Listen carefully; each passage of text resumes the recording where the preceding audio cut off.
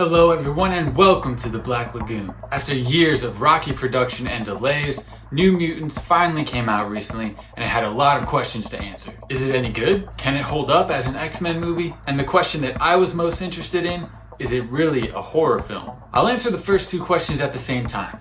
Not really. The story is interesting enough, but it just doesn't really play out in an interesting way. The scope is actually quite small for a superhero movie, with the whole thing taking place basically in one building with just 6 people. At no point did it really feel like I was watching an X-Men movie. Although that could have been the point, but it just kind of felt like they couldn't decide whether or not they wanted to be an X-Men movie or something new and landed somewhere in no man's land in the middle. I really wish they would have leaned one way or another because I feel like it could have been executed better if they had committed. One of the biggest issues with this movie is the overall tone. Like I said, it felt a tiny bit like a hero movie, but more than anything, it felt like a if we all work together we can accomplish anything sort of teen action drama movie. That leads into the last question, is it truly a horror film? Unfortunately, again, not really.